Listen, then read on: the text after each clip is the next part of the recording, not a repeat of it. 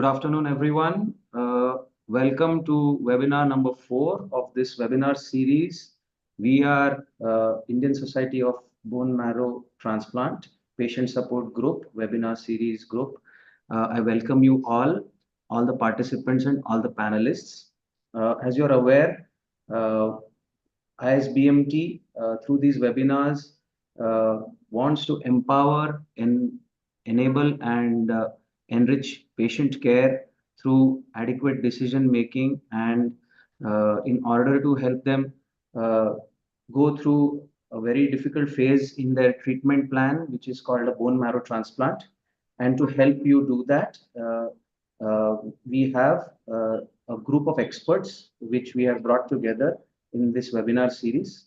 I wish to welcome our mentors for this group, Dr. Tapan Saikia and Dr. Revati Raj, who are pioneers in their sphere of work. Dr. Tapan Saikia being a director of Department of Oncosciences, Jashlok Hospital and Research Center, and Dr. Revati Raj, a pioneering pediatric hematologist and bone marrow transplant expert from Apollo Cancer Center, Chennai. I also welcome my support group members, Dr. Silky Jain, who is a pediatric hematologist and a bone marrow transplant physician from PGI Child Health Hospital, Noida. We are also joined by experts in bone marrow transplantation from Apollo Cancer Center, Ms. Aishwarya Thirumal. We have Dr. Priya Darwala, consultant psycho-oncologist from Narayana Hospital, Bangalore, and other members include our nursing head from ACTREC. Today, we have with us Dr. Ganesh Jaishetwar as our esteemed speaker. He will be speaking to us on the role and the course of bone marrow transplantation in acute myeloid leukemia. He is presently head of the department Bone Marrow Transplant Unit, Yashoda Hospital, Hyderabad. So without further ado, I would invite Dr. Ganesh Jaishetwar to address all of us. Thank you so much, Dr. Venkatesh, and good afternoon, everyone. At the outset, I would like to, I hope my slide deck is visible and I'm audible. Yes, sir. You are completely visible and audible.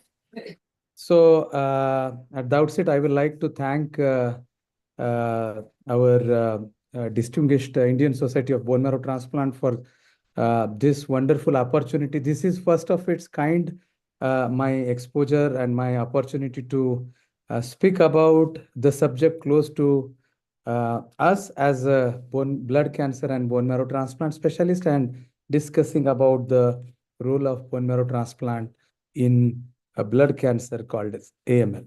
So, so again, thank you to all the, this talk is dedicated to all the patients going through the various treatment phases of AML and their caregivers. So I request during the entire today's deliberation process, whatever doubts, whatever points you want to clear off with the experts, eminent experts on this panel, please post it on the chat box. So the outline of my talk is going to be, I'm going to discuss again AML, acute myeloid leukemia as we call it as, is not a single disease. There are many factors which determine how good and how bad AML can be, and depending upon the type of AML, the treatment varies. Some AMLs can be treated with chemotherapy alone, whereas majority of AMLs which are intermediate and high risk category, we need bone marrow transplant. So we'll briefly discuss about what is bone marrow transplant, the indications of bone marrow transplant in AML. We'll quickly go through the actual bone marrow transplant process, and to complete the talk, today's talk in next 20-25 minutes, to all the patients and their caregivers, how our involvement in the entire process along with the medical team can help us improving the recovery from this bone marrow transplant process, and how we can put our efforts to improve the success rates in AML bone marrow transplant. So All of us know what is acute myeloid leukemia. Is a type of blood cancer where the blood cancer cells, we call it as blasts, they accumulate in the blood production factory in the body, that is bone marrow and other tissues, and thereby they occupying the space in the bone marrow, they decrease the production of normal healthy blood cells. And this is one of the most common leukemias, acute leukemias, particularly in adults in India. The median age compared to what is quoted in the Western literature like Europe, America, where the median age of diagnosis is 67 years. India, it is a little younger age at diagnosis, most of the patients. And as per the various literature coming out of from India, the median age is as low as 30 years. Males are slightly more affected. And with regard to the causes, vast majority of AMLs don't have the underlying causative factors, but smoking, alcohol, just like any other cancer, increases the tendency of AML, as well as the patients who have received chemotherapy or radiation for other cancers in the past, they have a higher likelihood of getting acute myeloid leukemia. Of course, some familial genetic mutations, which is a very minor proportion of AML, can increase the risk of developing AML. And as I showed you earlier, this is ICMR 2019 data.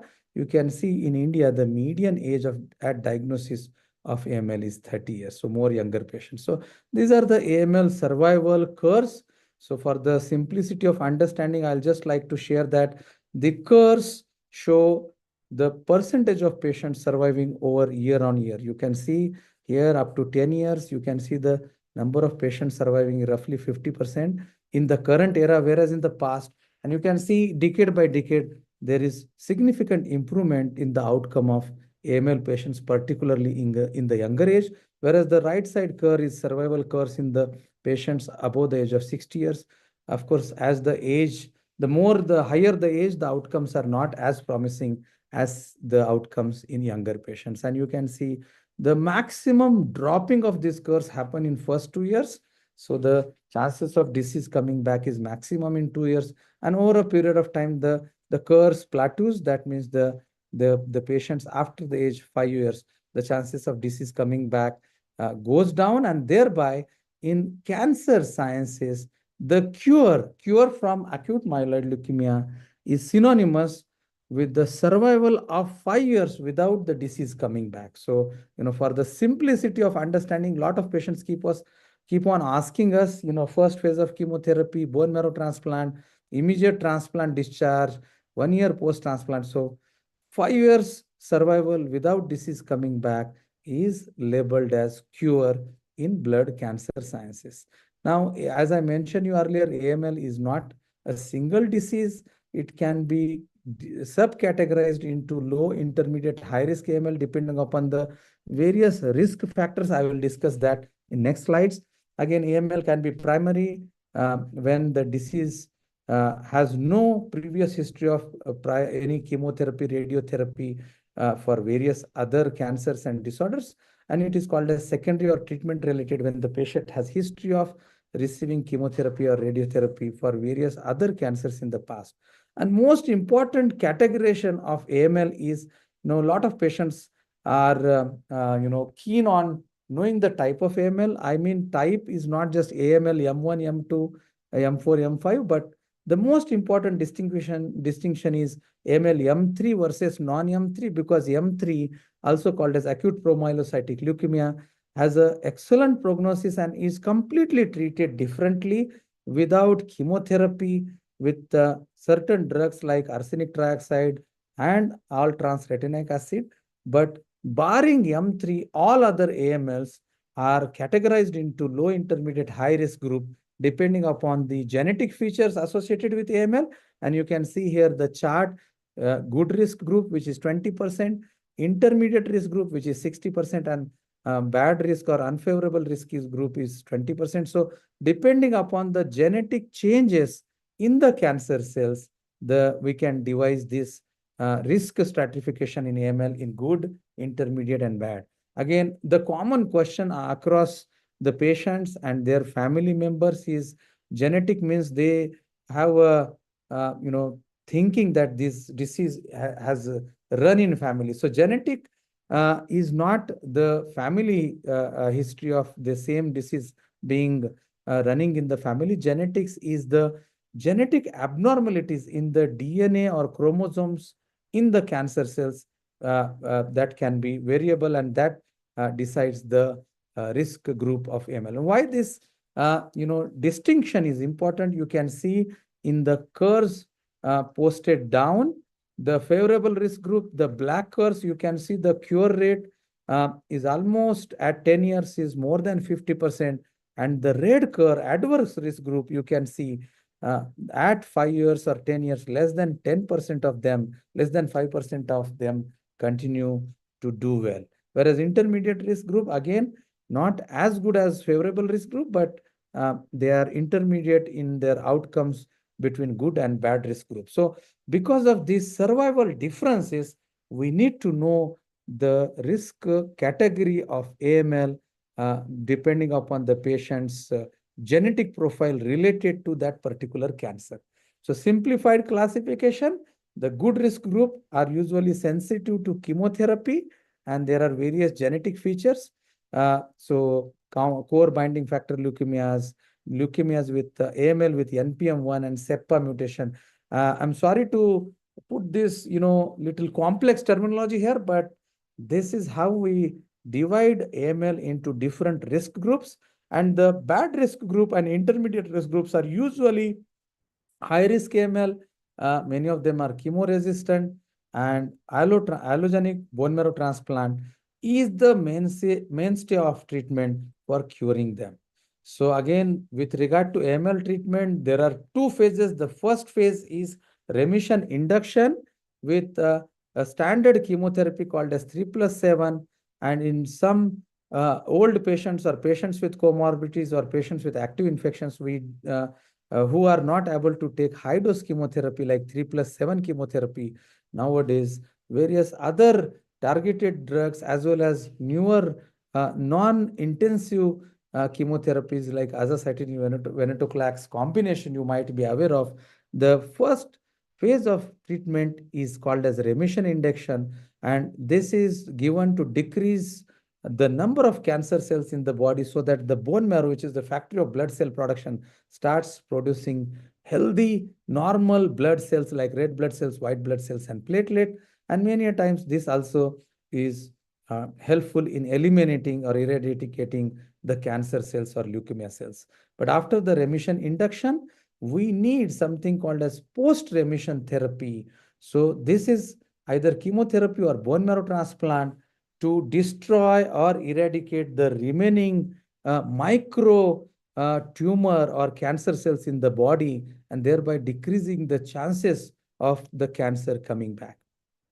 So again, the post-remission treatment we also called is that consolidation chemotherapy can be additional chemotherapy for good risk AML, which is mostly cytarabine-based chemotherapy given over 3 to 6 months, or targeted therapy if there are targeted genetic lesions.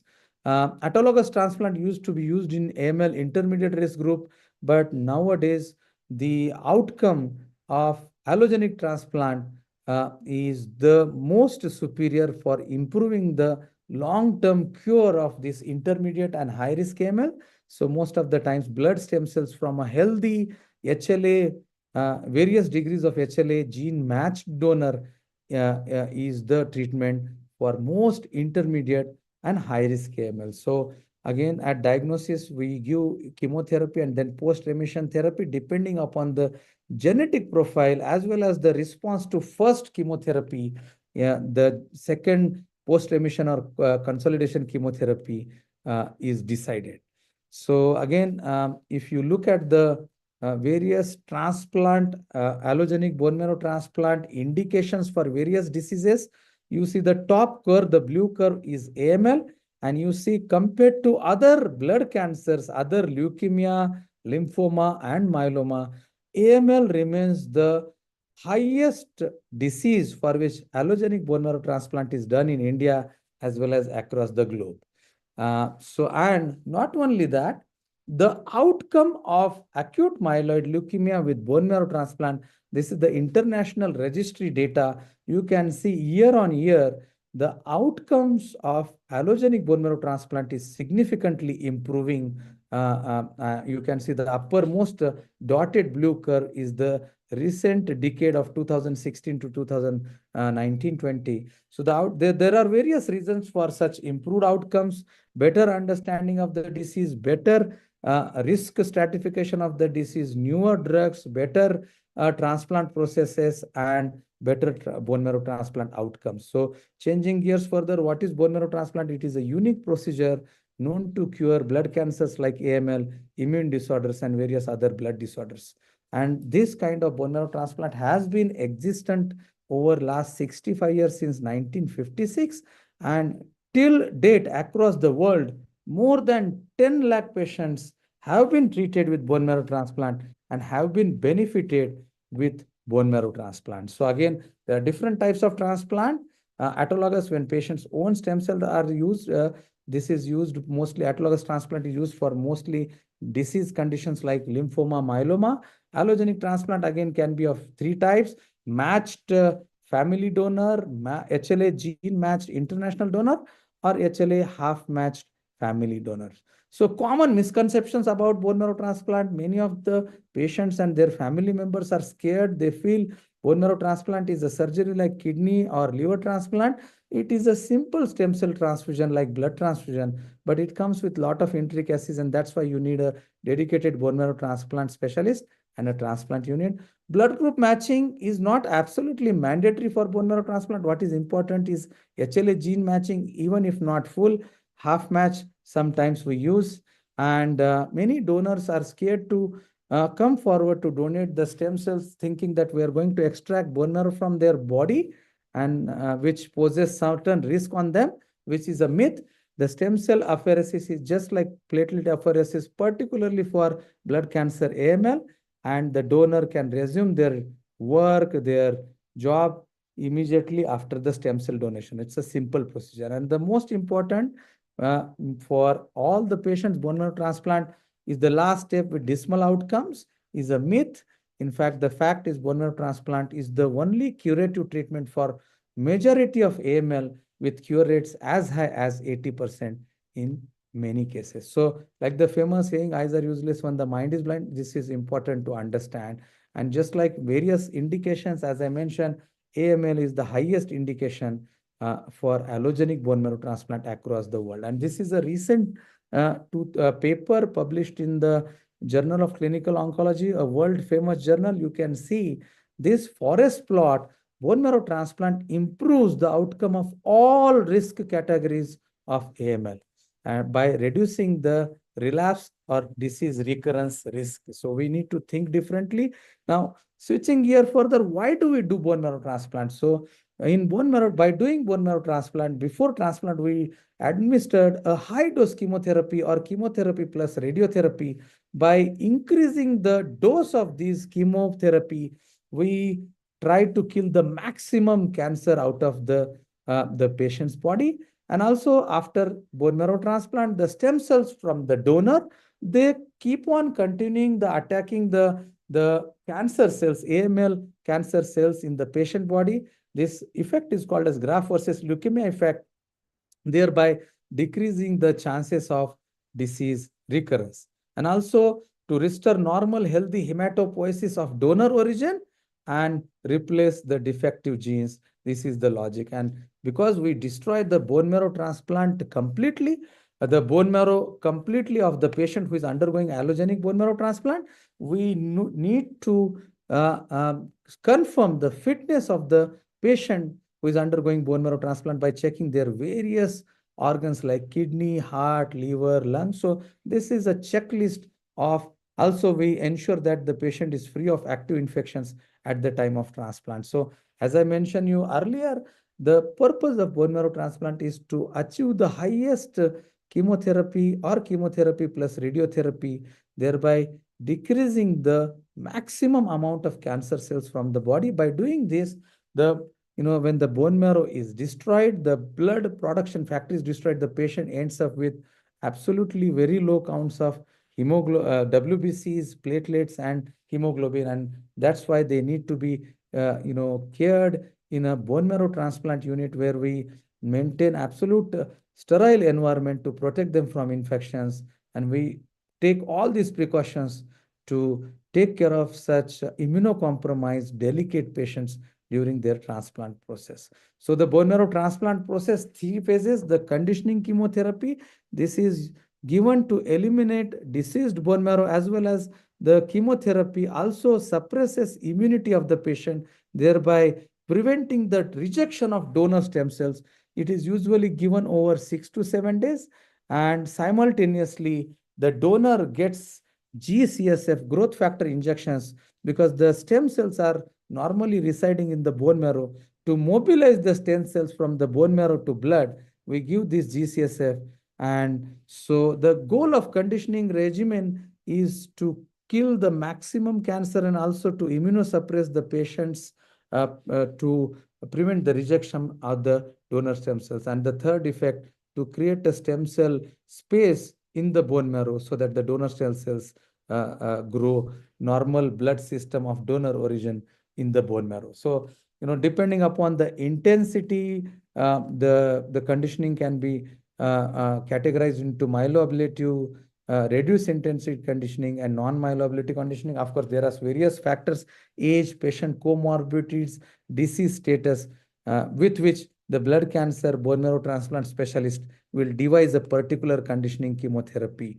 And you can see this is just to make you understand the conditioning regimens across the world as per this international CIBMTR data. Depending upon the various patient-related, disease-related factors, the bone marrow transplant specialist devise the conditioning which is most appropriate to the patient. So second step, after the end of this chemotherapy or chemotherapy plus radiotherapy, and after the patient donor gets 5 days of these growth factors, the stem cells are collected from the donor and infused into the patient just like a blood transfusion, and this is called as day 0. And after that, the pre-engraftment period, which can vary between 20 to 30 days, sometimes longer if the stem cell takes longer time to regenerate the donor-derived blood system in the patient. So this is called as pre-engraftment period, during which the patients with absolutely low counts are managed in a sterile bone marrow transplant unit because of the low counts, with intense barrier nursing care. And after that, the pre-engraftment period up to 100 days, we take care of the patients.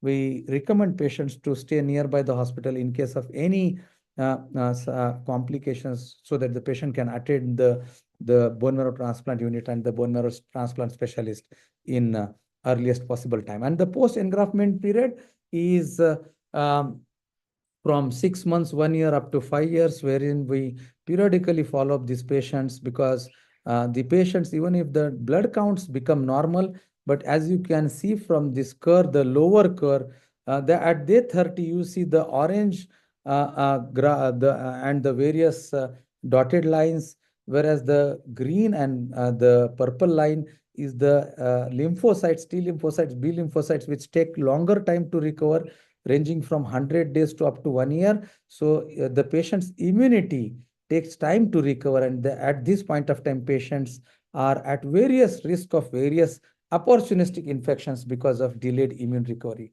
And the second complication is graft versus host disease. So just like the graft versus leukemia effect, wherein the donor stem cells attack the cancer cells in the patient and prevent it from coming back, in the same way, the donor immune cells, mostly the T lymphocytes, can attack the patient body and can lead to various acute as well as chronic GVHD complications. Graft versus host disease, mostly acute setting, it involves skin, liver, and gut. So liver, jaundice, skin rash, and gut, nausea, vomiting, diarrhea. And in the chronic setting, it can cause various musculoskeletal and various organ systems. So we need to monitor for that. And because of the chemotherapy effect, there must be the patient is at risk of developing various organ dysfunctions, which need to be monitored on long run. And also, despite bone marrow transplant, the chances of disease coming back, disease relapse, is always there. Of course, with bone marrow transplant, the relapse risk is lower compared to chemotherapy alone, but we need to monitor that. So again, the switching gears further, donor choices. The full HLA gene match donors are available only in 25 to 30% of the AML patients who require BMT. And looking at the Indian patients' representation across international stem cell registries, the probability of finding the full HLA gene matched international or national unrelated donor is 15 to 30%, and about 40 to 75% patients who require bone marrow transplant for AML cure have no suitably matched donor. So for them, the various alternative sources like haploidentical or half HLA matched family donor or cord blood donors are available. Cord blood transplants are done across the globe, but in India, the most available, rapidly increasing donor source for those who don't have a full HLA matched family or unrelated donor is haploidentical donors. So these are various advantages and various pros and cons of various donors. With regard to haploidentical donors, the advantages are the donors are immediately available because they are family members, highly motivated. So there are also many disadvantages, but with the modern techniques, most of these can be overcome. So we definitely need to change our approach to offer the best possible chance of cure across this AML spectrum, those lacking the match donor. And there are a lot of improvement, as I've showed through the graphs in the AML transplant outcomes. So one of the factors, I will take another 3 to 4 minutes, if that is okay with the organizers. Can I take another 2 to 3 minutes? Yes, you have 2 more minutes. Yes. So there are many factors which determine the success of transplant, and one of them is the disease response status at the time of transplant. We call it as minimal residual disease status. And you can see here the curves both up and down. The particularly the lower curves, you see the MRD negative donors, the patients have the best possible long-term survival, long-term cure probability. So we try to achieve MRD negativity before bone marrow transplant. So by various steps, pre-transplant, peri-transplant, and post-transplant, I'll not go into the depth of this, but if you have any queries, how to improve outcomes and what are the chances, odds of success in each patient case, you can discuss with your bone marrow transplant specialist. And as I mentioned you earlier, the highest relapse, the disease recurrence probability is in the first year, more so in the second year. And after that, the chances of disease relapsing after transplant keeps on dropping down. And why we need more, specific about minimal residual disease or MRD, because you can see in the cancer treatment theory, the MRD negativity status is associated with highest probability of complete cure with bone marrow transplant. So this is all about bone marrow transplant. So many of the patients approach most of us bone marrow transplant specialists across our country, feeling that after bone marrow transplant, the quality of life is a very pertinent and important question for most patients and their family members. In general, the quality of life after bone marrow transplant is reported as good. Of course, because of the initial turbulent phase with a lot of complication in first 6 to 12 months, the quality of life can dip initially, but then it slowly recovers to the pre-transplant levels in 6 to 12 months. There are factors that are known to impact quality of life, like GVHD or opportunistic infections, the functional status, how strong you are mentally, physically, how robust family support you have can impact the quality of life. Of course, impact on ability to work and financial security can decrease the quality of life. These factors are present both in young and older adults. So how to improve functional status? The exercise in cancer, there is a lot of research on prehabilitation. The idea is to build up the strength in your body before treatment, during treatment, and after treatment. High strength performance status leads to improved quality of life. Combination of activity as well as strengthening exercises to counteract muscle loss. Nutrition is very important, making sure to take adequate calories and maintain adequate protein intake. The goal is to take at least 1.5 to 2 gram per kilogram body weight of proteins daily to maintain the muscle mass. Optimizing mood is very, very crucial. research has shown that mood and functional status are very, very connected in the AML success and AML transplant outcomes. A structured prehab program was most beneficial for those with depression. So you have to keep on discussing. So talk with your treatment team about how you are feeling and get ways to, get away with a bad mood. So again, this cartoon, when we think of AML, life-threatening blood cancers like AML and bone marrow transplant, this is the picture which pops up in our mind, which is a myth nowadays with advanced treatment modalities and more advanced transplant facilities, particularly in India, the outcomes are much better. Of course, there are so many things to do, like this cartoon. The patient is feeling great, but the nurse has sent along with this list of things which needs to be fixed. So this is a continuous process, a teamwork, and of course, there are many challenges, but there are many breakthroughs and there are many approvals to improvise the outcome of AML across the different risk groups. And this is just a gist of AML treatment overview in 2024-25. Lot of targeted drugs which can help decreasing the relapse risk. So to summarize, the future of AML, particularly the bone marrow transplant in AML, is much promising and improving. Most AML can only be cured with bone marrow transplant. Majority of AML need bone marrow transplant for complete cure. Bone marrow transplant in AML patients is becoming more common, as I showed. Studies shows that age or no HLA match family donor is no more a barrier for successful bone marrow transplant for AML. Sorry. Studies also show a survival advantage for bone marrow transplant in AML compared to non-transplant options. Most important, how strong, how fit you are during, prior, and after transplant effects on how well you do. Overall, BMT outcomes continue to improve, including the old patients as well as patients with comorbidities and across all bone marrow transplant subtypes like full match donor, unrelated donor, or haploidentical donors. Transplant for AML is best performed when the patients are in absolutely good disease control. MRD negative is the best condition which can give the highest success and cure with bone marrow transplant. AML can be very difficult to get into second remission. So all intermediate and high risk AML need to be considered for bone marrow transplant, and you need to have a detailed discussion with your blood cancer and bone marrow transplant specialist.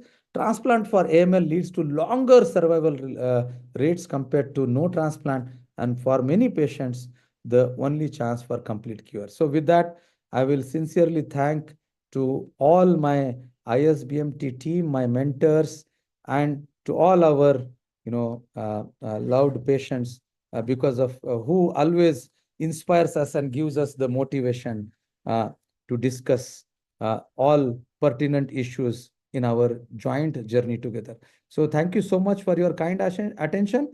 And I think there is a panel discussion immediately after this, so we can discuss all your concerns, queries during our panel discussion. Thank you so much once again.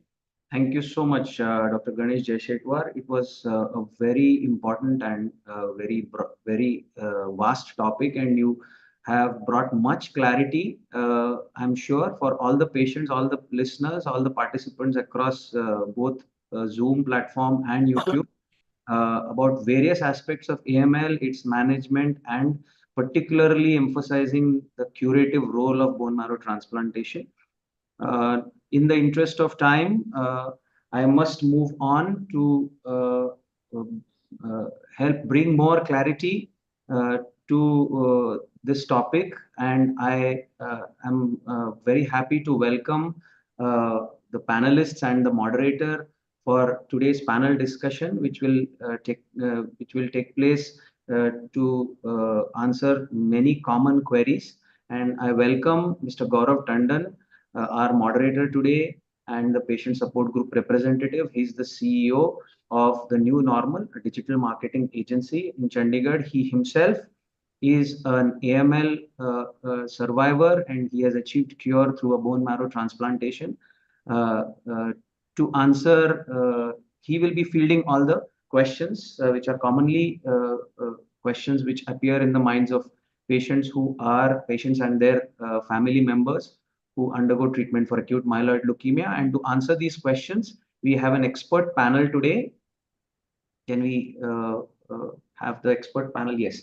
Dr. Samir Melmkeri, who is the head of the department, Dinanath Mangeshkar Hospital, more than 20 years of bone marrow transplant experience behind him. We have Ms. Sumati Mishra. She is Associate Director, Medical, Datri Blood Stem Cell Donor Registry.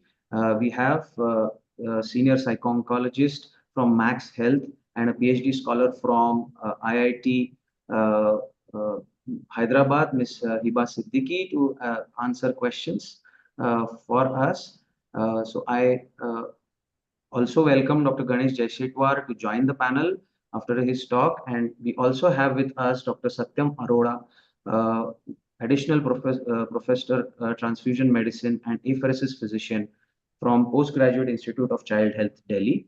Now I hand over the reins to our moderator, Mr. Gaurav Tandon, to take us through the panel discussion.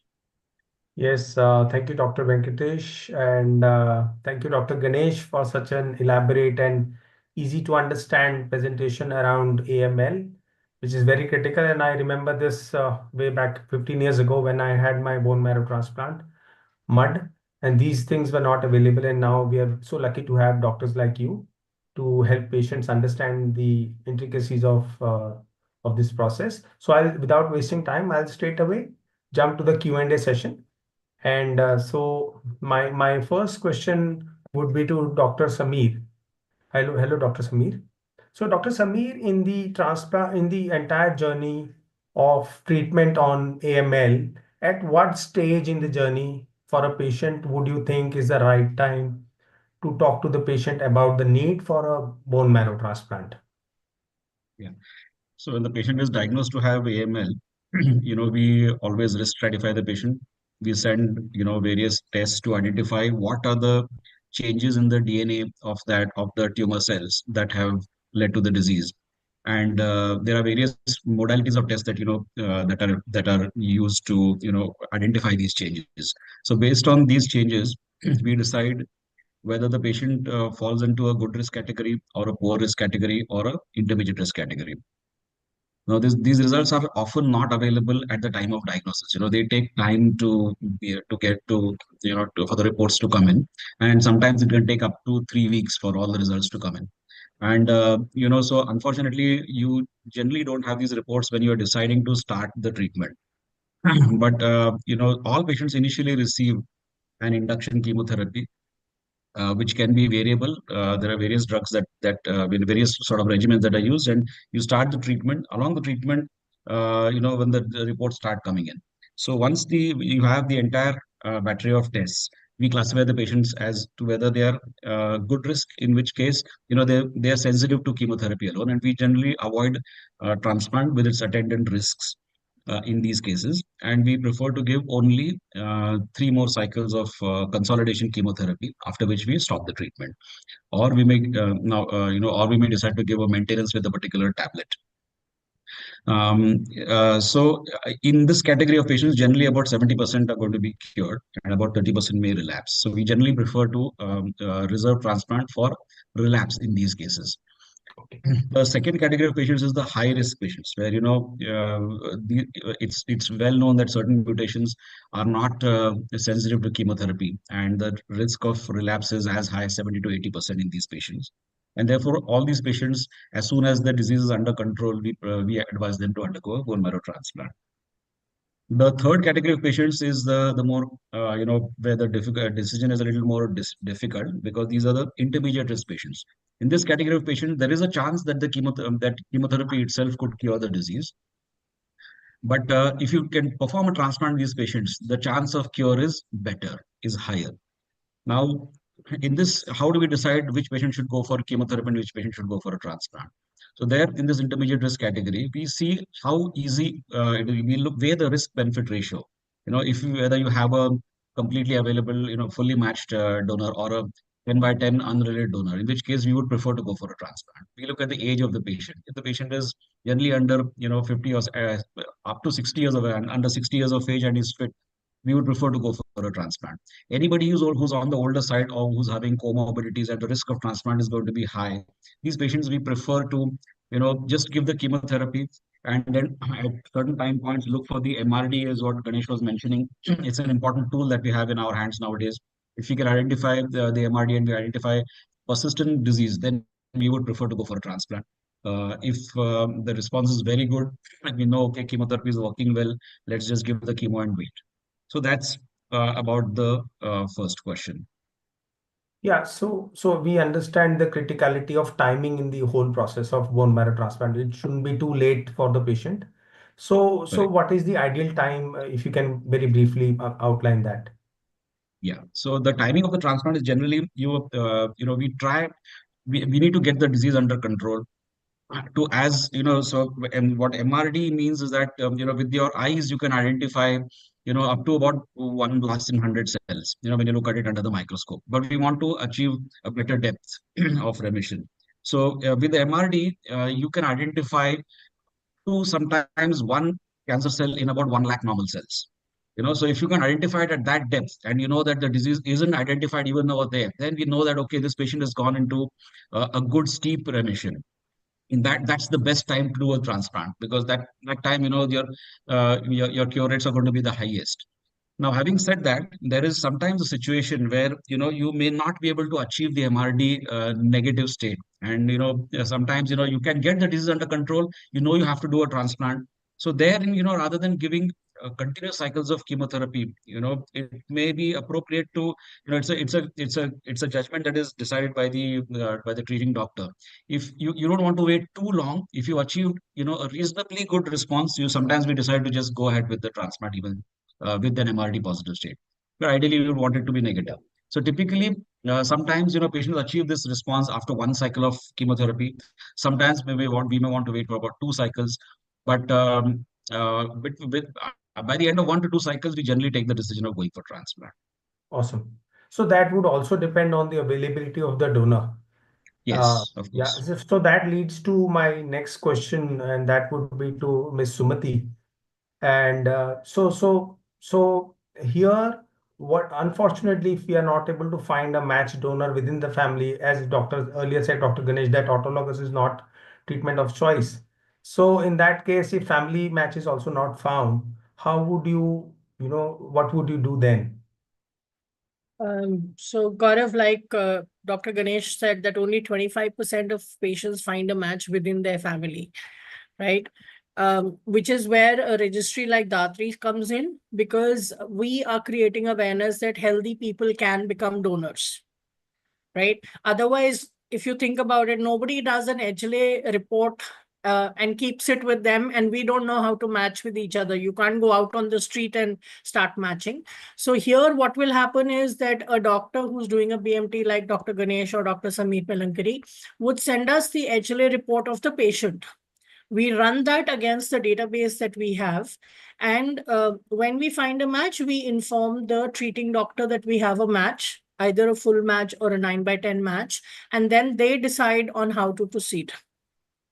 This must be a very demanding process, finding the right donor. So how do you go around finding the donor in the community for the patient? So what we've understood is that ethnicity does matter. And though right now Datri is the largest registry in India, we have over 5.5 lakh subscribed volunteer donors. But when you look at the population of India, we're not even 1%. So there's a huge, gap between the need and the active registry that we have. So we go out to colleges. So you have to be 18 and above to be able to register. So we can't go to schools, we go to colleges, we go to corporates, we go to every place where there are people who come together. And we are supported by, our current donors who also give us leads. We work with doctors who are going out and doing outreach programs to reach, communities and convince them to donate, to become registered donors with us. And last but not the least, we reach out to patient families. So a patient who does not have a match might find a match within their community. So we use, we use their help to ensure that we get community reach. And then we will do a patient-related drive and try and convince that community to register with Datri and help support patients. Awesome. So with your that leads to me to the next question, that with your large database, last almost 15 years of work, commendable work that you've been doing. So in the fortunate instance of when you actually find a donor, a couple of them maybe, if you're fortunate, then what do you do next? So when a patient is, like you said, he has a matched donor, he or she has a matched donor, and the doctor asks us to proceed, because then the doctor would also step in. They will, talk to the patient family to understand how ready the patient family is for a transplant. Because having an agreed donor when the patient is not ready is also not setting the right expectations for the donor.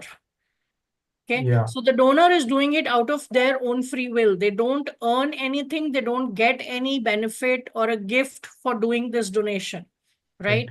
So once a donor is identified, we reach out to them. Datri will reach out to them, because this is where the second, you can say, speed breaker comes in, because a donor could have registered, like you said, 15 years ago, has not become a match till now, probably has forgotten that is on the registry. So we have to remind the donor that they had registered. We have to walk them through the process again.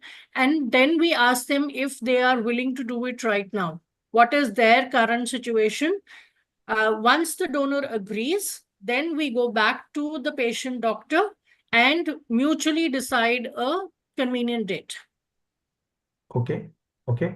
So at this point, may I just request Dr. Satyam Arora to step in and educate us around how do you actually, tell the donor about the entire process and the complications that are involved in the process, or if there are any risk associated with the donation. Because on one hand, you have a patient, on the other hand, you have a donor who has absolutely no clue of what the disease is all about. The patient knows, but he doesn't, the donor doesn't.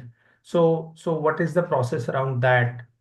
Dr. Satyam, if you Yeah, can tell yeah. us. So the process of stem cell donation by apheresis is part of, there are two parts. One is, a donor should know that there's a proper screening method which is done by the transplant physician when they order for an HLA test, and they do a complete medical checkup, and there are some tests that are done on a donor to see that the donor is eligible to donate. In that phase, the donor should communicate to the transplant team that if he's on some medication or if there's some health issue that he's suffering from, and that the team should take care of that. Once the donor is fit medically, then the donor is offered a drug to like a growth factor for a few days to increase the number of stem cells in his peripheral blood. And once that has achieved to a significant level, on probably day 4 or day 5 of those injections, that donor is usually admitted to a hospital or gets in touch with the apheresis center, where he is taken up for an apheresis donation for stem cells. Now, an apheresis donation for stem cell is something similar to a platelet donation or any blood donation which is done, and it is very safe. There are very few side effects that are being reported by that procedure. But like any medical procedure, there are certain things that one needs to take care, and there are certain type of risks that are always there with any medical procedure, and the side effects or complication or risks around the stem cell donation is either because of the drug or the growth factor which are given, and they usually present with bone pains or feverish and flu like illness or insomnia a day before of donation, and rarely some complications. And then the second part is the apheresis donation, which is like any whole blood or a platelet donation that has a chance of a vasovagal reaction or a fainting. And because of the anticoagulant that we use during the apheresis donation, there's a chance of a low calcium level which can present with a tingling sensation in a donor, and which can easily be managed by an apheresis physician in during the procedure. Apart from these donation, the donor is completely in follow up and in close observation by the team which is collecting these stem cells. And during the procedure and even post procedure, if there is any issue with the donor, they can easily come up and convey to their team. Apart, as far as the third point is resuming normal work, so usually the donor can get back to the normal work within a day or two of donation, but the donor usually feels can feel some fatigue, which can go into 3 to 4 days. And the collection team does encourage these donors to have more fluids and stay hydrated, so that there is a lesser chance of these kind of complications. With so many procedures being done across the country and globally, there are very few side effects and very few complications that have been reported with these donation.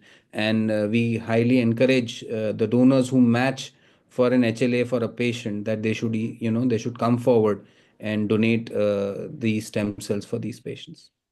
Awesome. And Ms. Sumati, from Datri's angle, what steps do you intend to take, or do you take actually to ensure the safety of the donor? Because that's of the prime importance. And Yes. yeah. Yeah, that's one of our, you can say, pillars on which Datri is currently standing. So like Dr. Satyam said, before a donor, we, tell a patient physician that a donor is ready to donate. There's a exhaustive medical checkup that is done. Uh, the donor will be taken to the apheresis center to meet a physician to answer any questions they might have.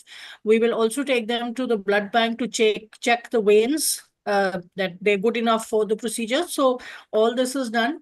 After which we inform them that the growth hormone can have some side effects. Like Dr. Satyam said, you can have something like a viral fever or body ache during the 5 days of the GCSF. And we actively encourage them to drink a lot of fluids. So water, coconut water, lemon juice, fresh juice is good. We ask them to stay away from alcohol because it's a dehydrator. We ask them to stay away from exhaustive gymming, because if you have body ache, you should not go to the gym. It's common sense, but still we inform the donor of it. Uh, Post donation, there is a follow-up that we do with the donor. So like Okay. Dr. Satyam said, somebody might feel a little fatigue, but the fatigue will go off in a day or two. Okay. If Awesome. it is persisting, then we will take them back to a doctor to find out what is wrong. So Okay. that is And the procedure. Yes, that is the procedure we follow. But also, like what Dr. Satyam, Dr. Sameer, and Dr. Ganesh have said so far, apheresis is a very safe procedure for the donor, and there has not been any documented proof to say that it has a long-term effect, negative effect on the donors. So it is very safe. It is like platelet donation. And if you're a match, then you're one of the lucky few. okay. So please give a gift of life. Awesome. So at this stage, I mean, a lot of things have happened, the patient diagnosis and treatment and finding a donor, so many things happening around in the life of a patient and his or her family. So at this stage, mental health of a patient and their caregivers becomes very important. So at this stage, Ms. Hiba, if you can tell us more about the mental health challenges that they face, and if there are any support groups or counseling services that can help the entire family fight the battle, because it's not an individual battle, it's a battle for the entire family. Yes, thank you, Mr. Gaurav, for the question. I think that cancer as an experience, when we look at it, we often end up seeing it very isolated. We start looking at it, okay, it's just patient centric, which of course to a huge extent it is. And a lot of times we end up, patronizing and preaching that, it's nothing, don't worry about it, without knowing what the person is feeling. And even as a team, when we work with doctors, we work with nursing staff, and is in that holistic process, we're also constantly telling that, and I often say this repetitively, that it's not one person who gets diagnosed, it's the entire family, whether it's your friends, your chosen family, your blood family, whoever's somebody you consider carers. So, to come back to your question, there are a lot of mental health challenges, and to name a few which are common, of course, there are lots of stressors which may or may not lead to clinical anxiety, depressiveness, could be a result of shock of the diagnosis, taking difficult decisions. A lot of times, with kids, especially, children have to make decisions like, do we even leave our job, which can be a financially providing spaces for them.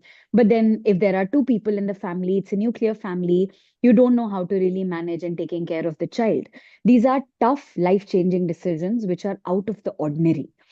A lot of times, caregiver in particular face something called the caregiver fatigue and burnout that we do assess at a different level, and also just balancing the responsibilities while also ignoring yourself. And secondly, when we look at the child or when we look at the patient in particular, you're in that room for such a long time. You're very disoriented. You are feeling very isolated and left out. You feel like everybody's living life, they're going out, they're playing, they're looking in a certain way, but here I am just not looking like others. So many times when kids don't know how to express emotions, they feel very othered, they feel very not themselves. And lastly, especially if they have siblings, a lot of times siblings don't know what's going on. Why are parents just focusing on one child? Am I not important? Am I not good enough? And so academic decline is also something that we see, and acting out behavior. So just to summate, I think it's really important when we talk about it and normalize as doctors to patients and the kids in their language, the language that they understand, before the onset of the treatment. So in phases, if we psychologically check in on them alongside their symptoms, they can actually find that emotional support can be something that can actually make a big difference in helping them just stay with that experience. Awesome. So at this stage, hopefully the patient has undergone the transplant with the right donor and with the right, everything going well for the donor, for the patient. At this stage, post-transplant, let's now shift to the post-transplant stage of in the life of a patient. Here, I'd like to request Dr. Sameer to tell us more about chimerism and when do we need a DLI and what DLI is actually. So the word chimerism in this means that what percentage of cells belong to the recipient and what percentage of cells belong to the donor. This is done by identifying various changes in the differences between the DNA of the recipient and the donor, and that way we can know what is the exact percentage of donor cells that is there in that patient. Now we want ideally that the chimerism should be 100% donor.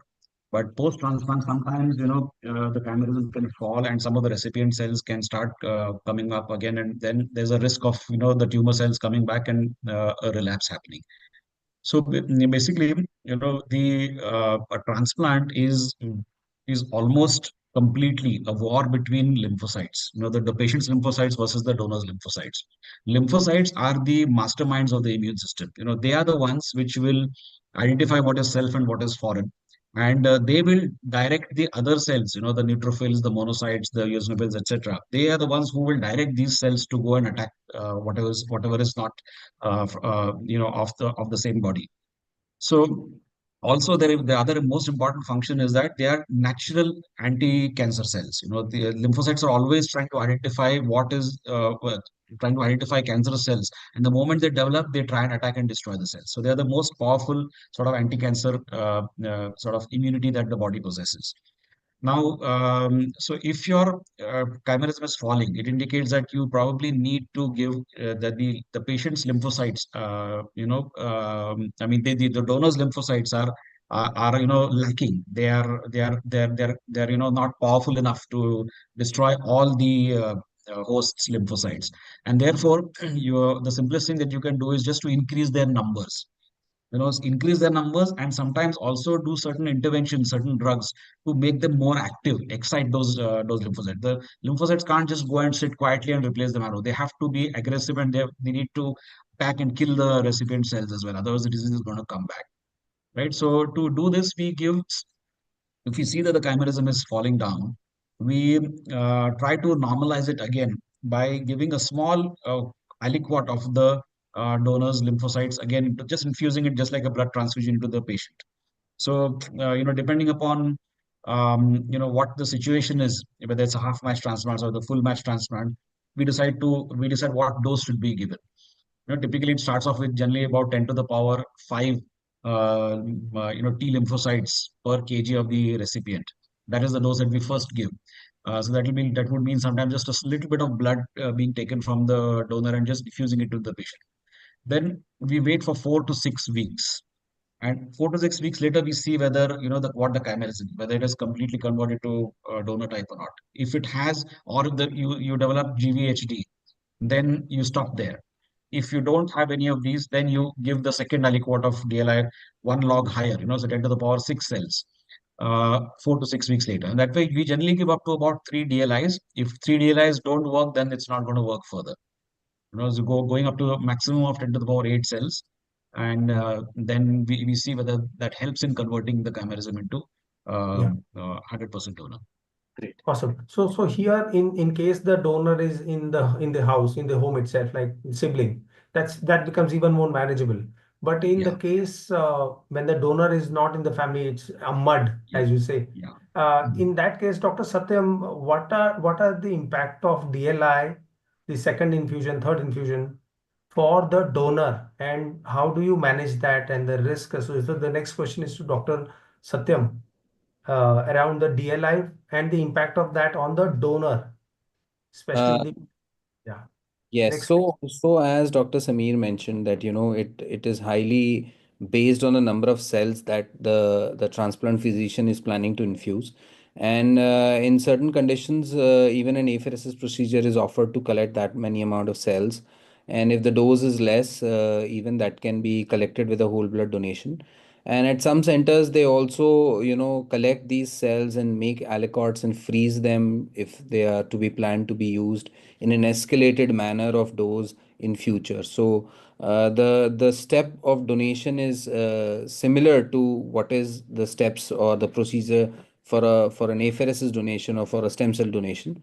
But however, the counts and the dose that they may require and the number of time these injections may be required can vary depending on the type of the transplant or the strategy planned by the apheresis by the transplant physician. And yes, it is absolutely safe to donate. It is much more straightforward and simpler. The donor walks in the blood center or apheresis center, and it's done in a similar fashion as any stem cell donation is done. Okay. So that's interesting. And God forbid if somebody needs a DLI and things should ideally go right in the first time itself.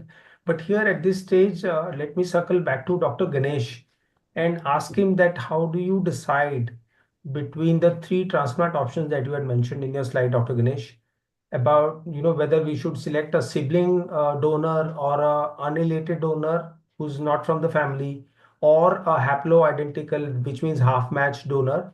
What is the best thing for a patient, or are there any guidelines, Dr. So, Ganesh? so much. So in the interest of time, I didn't put a slide wherein the different disease, different leukemias, blood cancers, and their response to graft versus leukemia by through DLI, donor lymphocyte infusion, as you mentioned. So, the best choice for AML patient who is requiring transplant is going to be young HLA match sibling will be the first choice. But suppose you have a middle-aged AML patient who is 55, 60, and the siblings are above 60 years, then the choice between match sibling old donor versus the half match children or other younger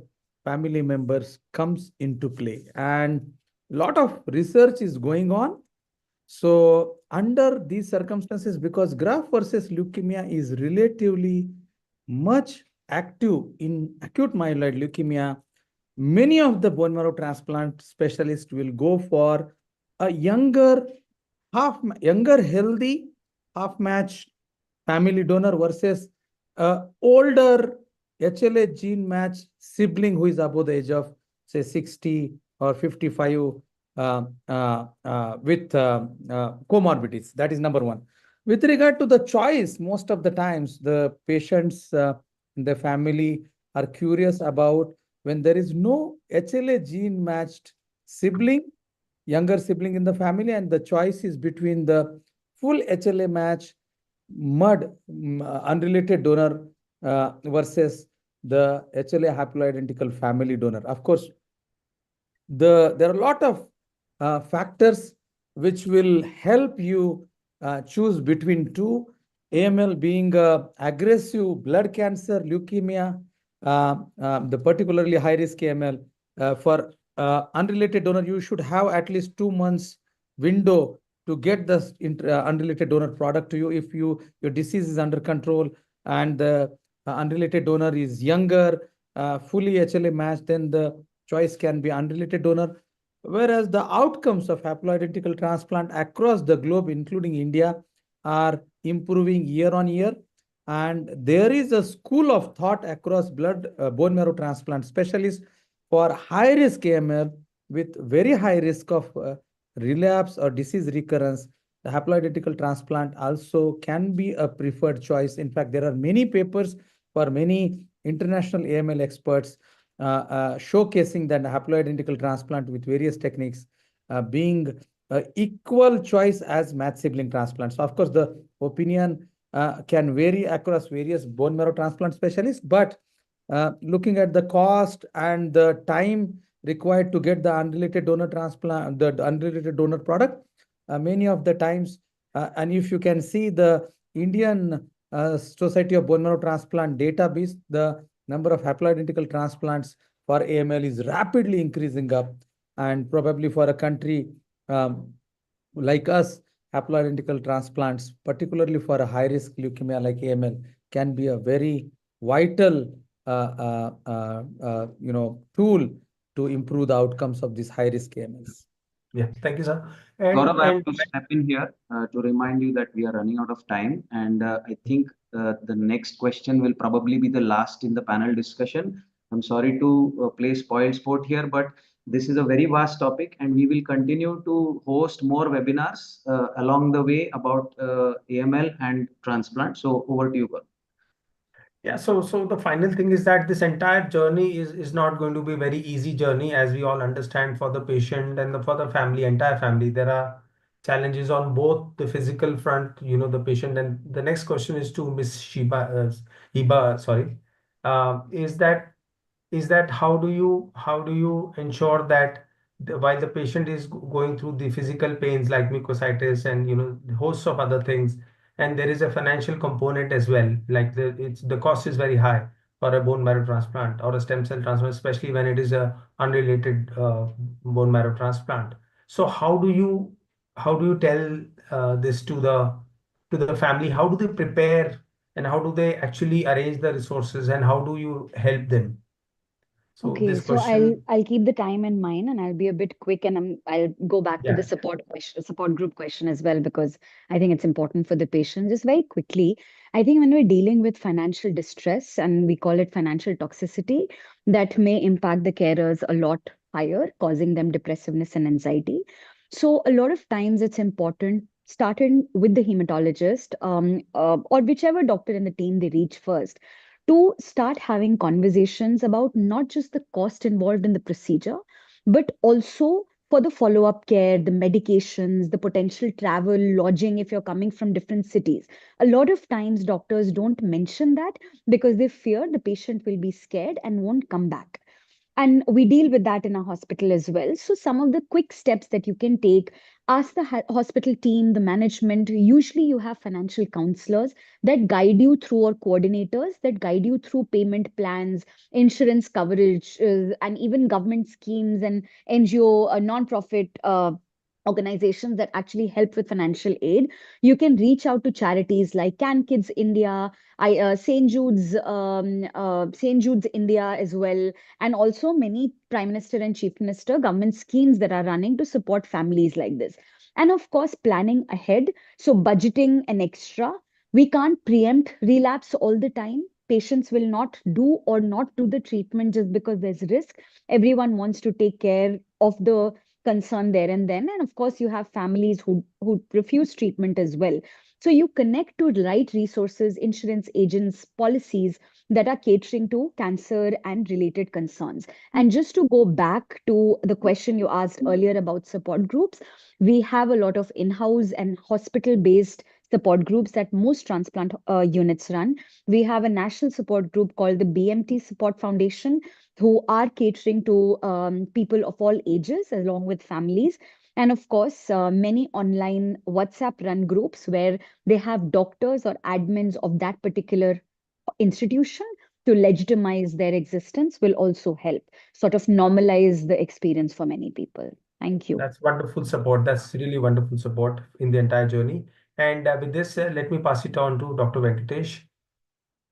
Thank you. Thank you so much, Gaurav, for hosting and moderating a very, very important and vast panel discussion.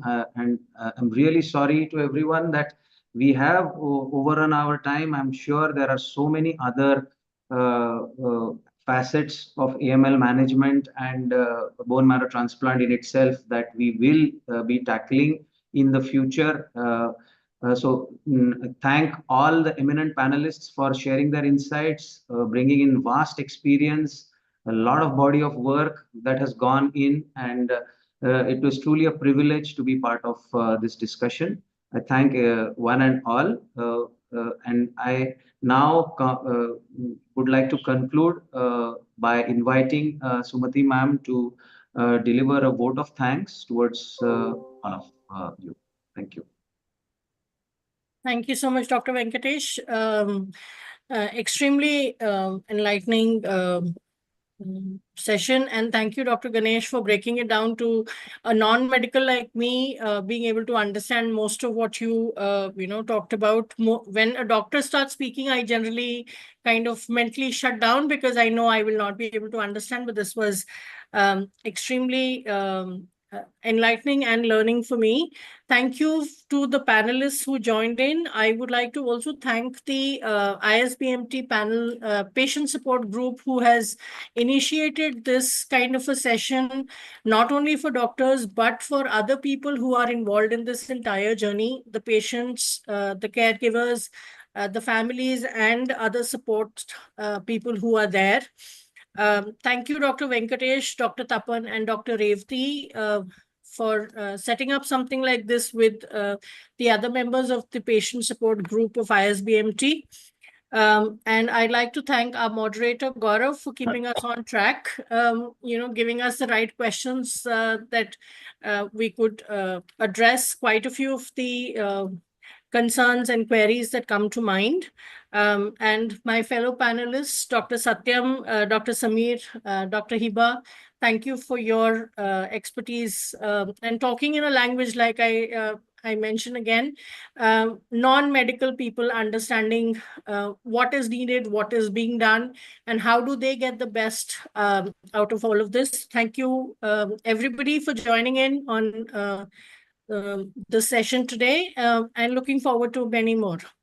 Thank you so much, and back to you, Dr. Venkatesh. Thank you so much, Sumati. So before we go, this is just a reminder that the next ISBMT Patient Support Group meeting, webinar number 5, will be held on Saturday, 11th of January, between 3 and 4. That is our regular slot, and the topic will be graft versus host disease. So for all of you who have joined us today, please continue on to the next webinar session, and we would be hoping to host you as well and answer your questions. Thank you very much, and I close the session for today. Thank you. Thank you, everyone. Thank you. Thank you.